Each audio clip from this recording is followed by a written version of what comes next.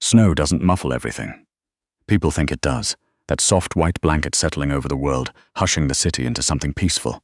But at 2 in the morning behind the Riverside Lodge in Kenora, Ontario, the snow only made the silence louder, and in that silence Maeve could hear a man trying not to die. She almost didn't stop. She had a 12-hour shift behind her, feet that ached down to the bone, and a 7-year-old boy sleeping at her mother's place across town who would be up by 6 asking for pancakes. She had pulled on her coat, slung her bag over her shoulder, and pushed through the back door of the lodge's service entrance into the cold. She was thinking about nothing except her car, the heat, and the 15-minute drive home. Then she heard it, a sound under the wind, shallow, wet, wrong. Maeve stopped walking. She stood there for a moment in the amber wash of the parking lot lights, her breath fogging, telling herself it was an animal, a dog maybe, something that had wandered in from the tree line. She told herself that twice. Then she walked toward it anyway, because that was the problem with her. She had never once in her life been able to walk away from a sound like that. He was wedged between the recycling bins and the concrete wall of the loading dock, half sitting, half collapsed. One arm braced against the brick, trying to hold himself upright. He was wearing a dark wool coat that had probably been expensive before tonight. It was soaked now, black against black. Maeve's brain catalogued what she was seeing before her emotions caught up. 2 wounds, one high on the left side of his chest, one through his upper arm. Entry and exit on the arm. The chest was harder to read in this light. He was looking at her. His eyes were pale grey, the kind of color that belonged on a winter lake, and they were sharp even through the pain. He wasn't delirious. He wasn't begging. He was assessing her the same way she was assessing him. "Don't," he said. His voice was quiet, controlled. "Don't scream." "I wasn't going to," Maeve said. That seemed to surprise him. "Don't call anyone either." Maeve crouched down in front of him. Up close, she could see that his jaw was clenched so tight the muscle was jumping. He was holding himself together through sheer stubbornness. "Can you tell me where else you're hurt?" "Ribs. 2, maybe 3. A pause. "The chest is a graze. I know what a graze feels like. And the arm? Through and through." She pulled her scarf off and held it out. "Press this against your chest." "Hard. Don't argue with me about it." She was already unzipping her bag, digging past her son's forgotten library book. Her first aid kit was at the bottom, the real one. Not the decorative tin of Band-Aids most people carried. She had learned to carry the real one a long time ago.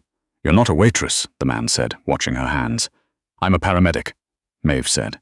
"Hold still." His name, she learned later, was Vasil Konstantin. He told her when she asked directly, his eyes steady on her face like he was testing what she'd do with the information. Some people, you could watch them run the calculation behind their eyes. The name, the reputation, the choice between knowing and not knowing. Maeve just nodded and went back to cutting open his sleeve to get a better look at the arm wound. She had grown up in this city. She knew who the Konstantin family was the way everyone in Kenora knew who they were. The way you know which part of the lake freezes thin in January, not because you've been told directly, but because the knowledge is just there. Passed down through enough years of being local. And the Konstantins had come from Romania 3 generations back and built themselves into something legitimate on the surface and something else entirely underneath. Vasil ran the family now. He was 38, she thought, though he looked both younger and older than that tonight. Younger because of the raw fear he was doing so well to hide, older because of the number of scars she was discovering as she worked. "You know my name," he said after a while. It wasn't a question. "Everyone knows your name," Maeve said, "and you're still here." She was quiet for a moment, sealing the arm wound with the last of her pressure dressings. "My brother was transported to St. Joseph's 4 years ago. Blunt force trauma from an altercation at the port. The paramedics who found him said he'd been lying there for at least 30 minutes before anyone called it in." She sat back. "I'm a paramedic. I don't get to choose who needs help." Vasil looked at her for a long moment. "What happened to your brother?" "He lived," Maeve said, no thanks to the people who walked past him. The decision to bring him inside was not a good decision. Maeve knew it while she was making it. She had a 7-year-old. She had a job, a mortgage on a small house near the high school.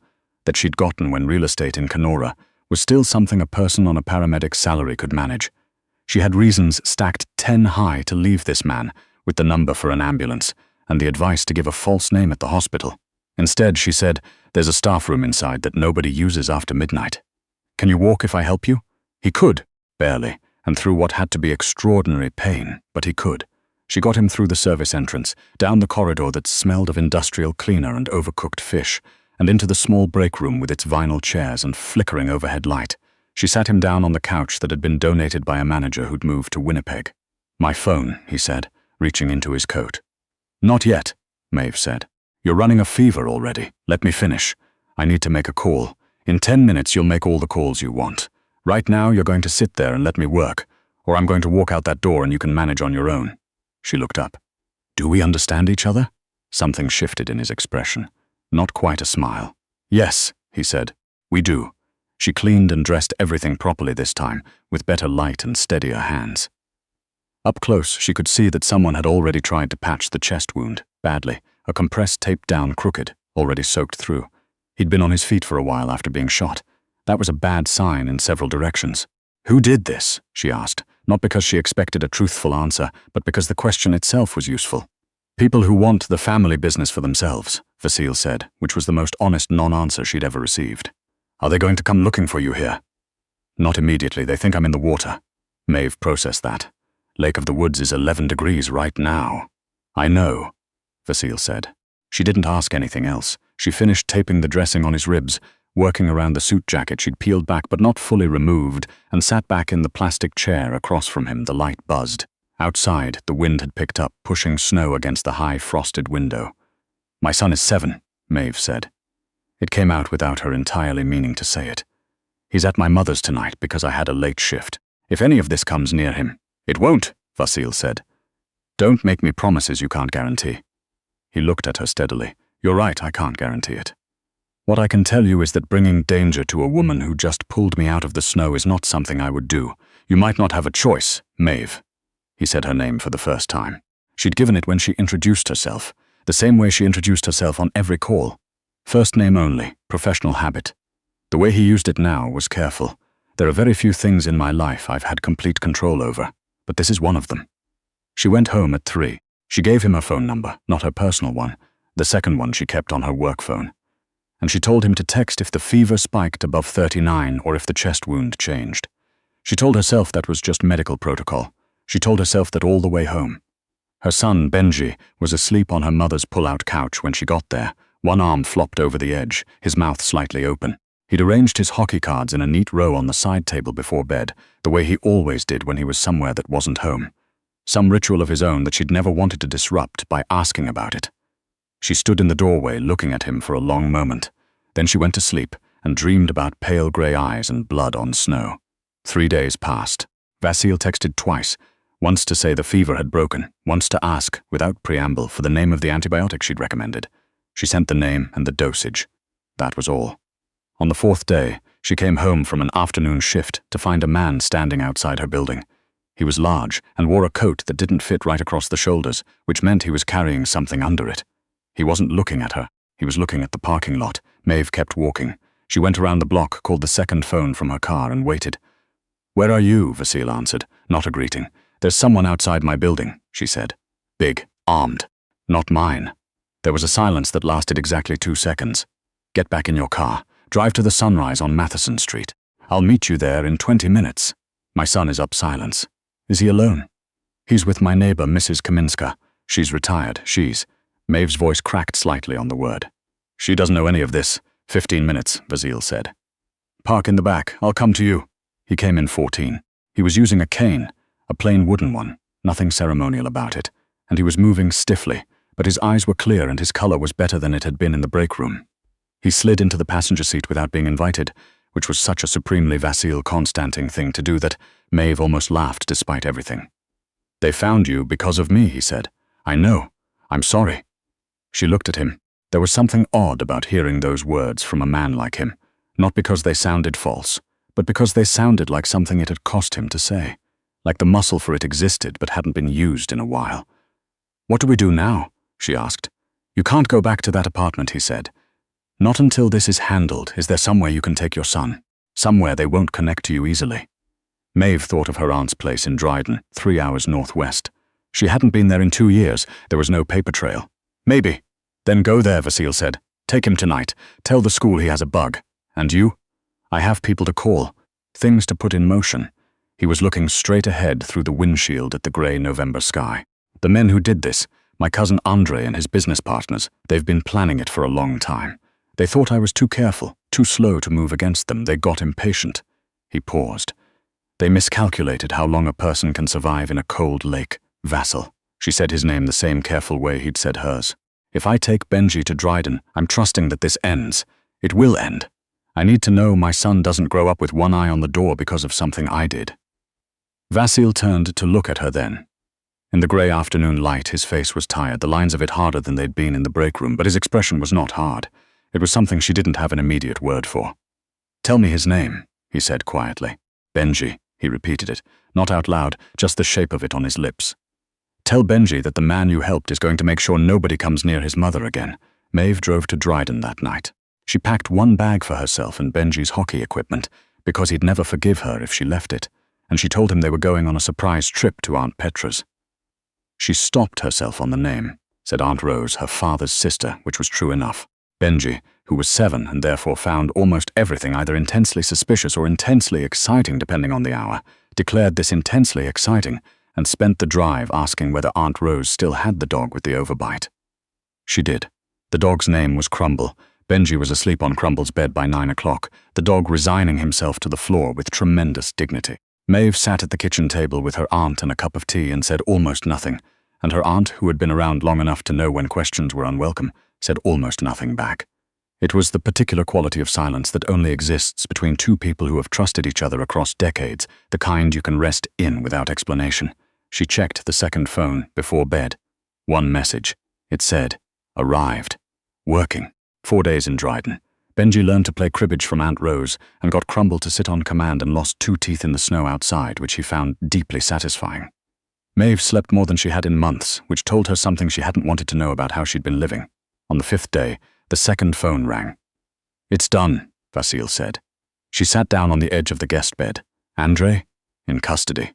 I gave the OPP everything they needed. Records, locations, the account transfers. They've wanted him for 8 years. A pause. "The 2 men he sent to watch your building were picked up this morning. They'll be charged." "They won't be a problem." Maeve closed her eyes. "You went to the police." "I went to a detective I've worked with before," Vasil said. "The kind who understands that sometimes you have to negotiate what you hand over and what you keep. Andre wanted war. I wanted him off the board cleanly." He paused again. "He should not have put a man outside your building. That was personal. He didn't know that. He does now." She let out a breath. Outside the window, Benji was throwing a tennis ball for Crumble in the snow, narrating his own sports broadcast. She watched him for a moment, the way he moved, uncomplicated and loose-limbed, the way children move when they don't know that anything is ever difficult. "Thank you," she said. "Maeve." His voice changed on her name. Something tightened in it. "I'd like to come to Kenora when you're back. Not to. I'm not asking you to owe me anything. You don't owe me anything. I owe you. But I'd like to come." She thought about the break room. The buzzing light. The way he'd said "I know" when she told him the lake temperature, like he'd already made his peace with dying and was only marginally surprised he hadn't. "Come on the weekend," she said. "I'll be back Thursday. Benji has a hockey game Saturday morning. You can watch from the bleachers if you want." A pause so long she thought he might have hung up. Then, "I don't know anything about hockey." "Nobody does at first," Maeve said. "You figure it out." Kenora in late November was the color of iron and dark water, the trees stripped bare, the lake sullen and vast. Maeve was back at work by Friday, her rhythm restored, the particular steadiness that came from doing a job she was good at settling back over her like a second skin. She didn't tell anyone what had happened. There was no version of it she could explain in a staff room without watching people's faces do the thing faces do. Vasil showed up Saturday morning at 7:58, 2 minutes before the game started, because apparently even recovering from a gunshot wound, the man could not be early. He found the bleachers on his own and sat in the middle row in a wool coat that was somehow not the same color as anyone else's wool coat. Maeve was down by the boards. She saw him arrive. At the first whistle, Benji spotted him. Benji spotted everyone. It was a quality Maeve had never managed to either encourage or discourage, this absolute awareness of rooms and who was in them. He skated past the boards between plays and looked up at his mother with sharp, dark eyes. "Who's the man in the coat?" "Someone I helped at work," Maeve said. Benji considered this at the speed that 7-year-olds consider things, which was approximately no time at all. "Is he nice?" Maeve glanced up at the bleachers. Vasil was watching the ice with an expression of concentrated confusion that was, in its own way, the most honest thing she'd seen on his face. "He's trying to be," she said. Benji seemed satisfied with this and skated away. After the game, which Benji's team won 4-2, a fact Benji treated as inevitable, Maeve climbed the bleachers. Vasile was still there, everyone else having cleared out around him. He had his elbows on his knees and was looking at the empty ice with the expression of someone who has just been told the rules of something complex and is still processing. "He's fast," Vasile said. "He's been skating since he was 3. Maeve sat down next to him, not close but not pointedly far either. "What did you make of it?" "It's more violent than I expected." He paused. She almost laughed. She didn't quite. "How's the chest?" "Better. The ribs are still complaining." He turned to look at her. Up close, in the flat white light of the arena, he looked less like the idea of him and more like a person. There were shadows under his eyes, and a new scar along his jaw that hadn't been there in the parking lot, something that had happened in those days between. He had come to a children's hockey game on a Saturday morning, 2 weeks after being shot, because she had said he could. There was something in that she wasn't ready to look at directly yet, but she was aware of it. "I meant what I said," he continued, "on the phone. You don't owe me anything." "I know," Maeve said. "I'm here because I wanted to be." He said it plainly, without performance. "Because when I was in that parking lot and I heard footsteps stop and come toward me instead of away, I thought, whoever that is, I'd like to know what makes a person do that. It's just how I'm built," Maeve said. "I know that now." He was quiet for a moment. Below them, the Zamboni made its slow revolution around the ice, filling the arena with its diesel smell and its low mechanical hum. "I am not a simple person to know," Vasile said. "I want to be honest with you about that. There are things I've done that I can't undo and things I'm still doing that aren't clean. I'm not going to dress it up differently than it is. I'm not asking you to," Maeve said. "I know. That's—" He stopped. Started again. "That's unusual for me." She looked at him. He was looking at the Zamboni. "My brother," she said. "The one who was left in the alley. He's doing well now. He manages a hardware store in Thunder Bay. He has 2 kids. She paused. "He told me once that the thing he remembered most from that night wasn't the pain. It was that nobody stopped. He said he kept thinking, someone will stop." She folded her hands in her lap. "I don't know how to not be the person who stops." Vasile was quiet for a long time. When he spoke, his voice was lower. "I know what it is to be the person people walk past." He glanced at her sideways. "Not like that. I mean, before the family, before all of this. There was a version of me that wasn't any of this." "I believe you," Maeve said. They sat in the bleachers while the Zamboni finished its rounds, neither of them in a hurry to go anywhere. Down on the ice surface, the fresh layer of water was freezing into a perfect sheet, unmarked and bright. Below them on the rubber mat, Benji appeared from the changing room in his snow boots and a jacket that was on backwards, dragging his hockey bag. He looked up into the bleachers, assessed the situation rapidly, and came up the stairs. "Mom," Mrs. Kaminska texted. "She wants to know if we're coming for Perigis tonight." "Tell her yes," Maeve said. Benji nodded. He looked at Vasile with the calm, borderless evaluation of a child who doesn't yet know that staring is rude. "You can come," he said. "She makes a lot." Vasile looked at Maeve. She lifted one shoulder. "Your call. I wouldn't want to intrude," Vasile said. Benji shrugged with the absolute indifference of the young. "She's got a cat too. If you're allergic, you have to say so now." "I'm not allergic," Vasile said. "Okay." Benji shouldered his bag and started back down the stairs. "You have a cool cane," he called back, over his shoulder. "My grandpa had one. His had a duck." Vasile looked down at the plain wooden cane. Then he looked at Maeve. "He doesn't know anything," Maeve said quietly, "and I'd like to keep it that way for a long time." "Yes," Vasile said. He said it like a promise, not an agreement. There was a difference, and she could hear it. They went down the bleacher stairs together, the cane tapping a careful rhythm on each step. Benji already outside calling something to a teammate in the parking lot. His voice cutting through the cold air with the particular clarity that children's voices have in winter. Bright and carrying, full of the specific urgency of being 7 and having just won something. The months that followed were not a fairy tale. Maeve had not been raised on fairy tales and had no patience for endings that tidied themselves. What happened was slower and stranger and more complicated than a story, the way real things always are. Vasile came to Kenora on weekends when he could. He learned the names of Benji's teammates and the offside rule and the particular complicated politics of minor hockey parents, which he found baffling in a way that genuine organized crime apparently hadn't prepared him for. He sat at Maeve's kitchen table and drank her coffee without complaining that it was drip, not espresso, which she considered a significant character development. He never lied to her. That was the thing she hadn't expected. Not that he was good. She hadn't needed him to be good, but that he was honest in the particular way of someone who has decided honesty is worth the cost. He told her things she sometimes wished she didn't know, and left out things she hadn't asked about, and she understood the difference between those two categories well enough not to push on the second. One evening in March, the lake starting to soften at the edges, the light coming back in the long, slow way it came back in the north. Benji was doing homework at the kitchen table, and Vasil was helping him with fractions.